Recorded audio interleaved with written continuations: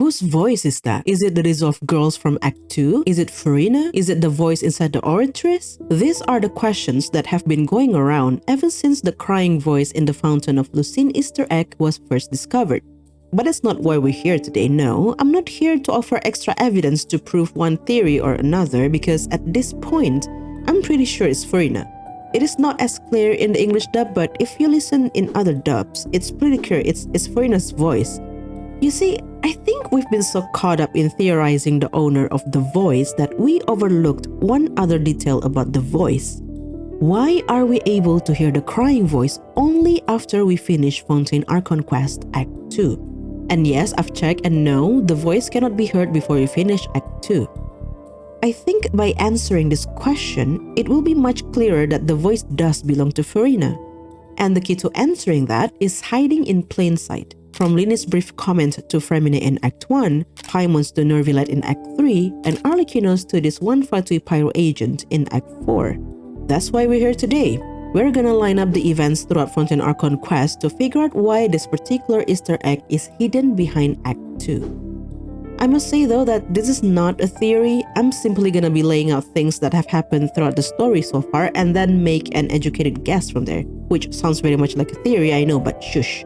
It is simply a fun little video I put together while we wait for 4.2, so enjoy. And one thing to keep in mind, the basis of this video is the belief that the crying voice belongs to Farina.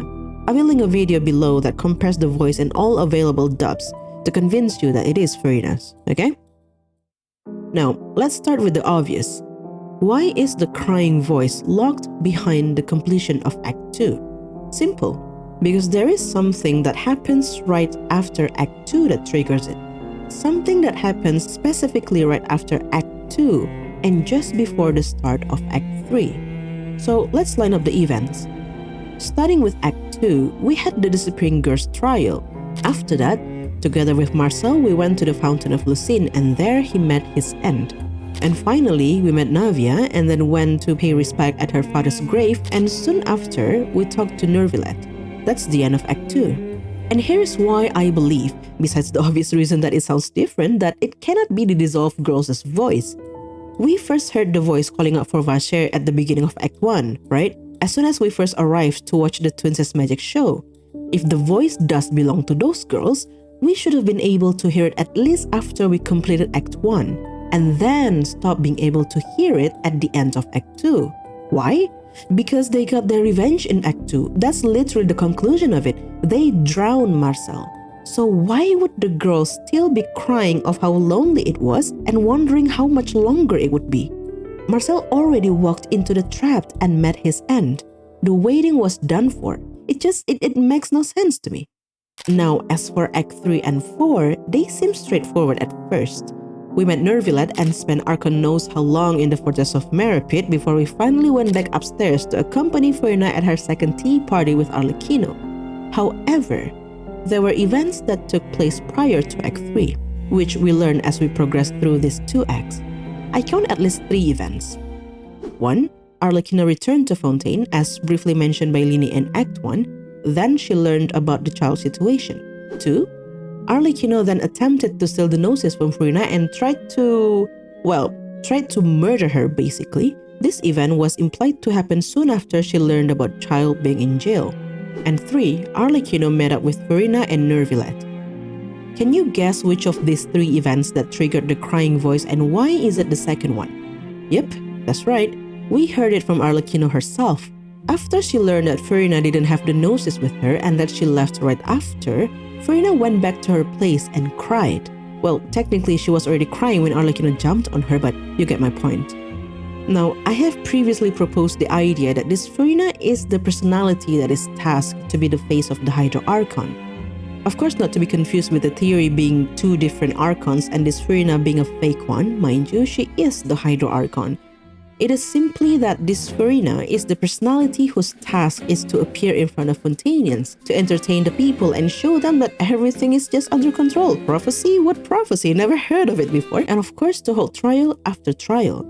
She is there to make sure that people continue to believe in the Fontaine's Archon and to, well, for lack of a better word, to hype up each trial so people would keep on coming to the next one so more indemnidium could be harvested.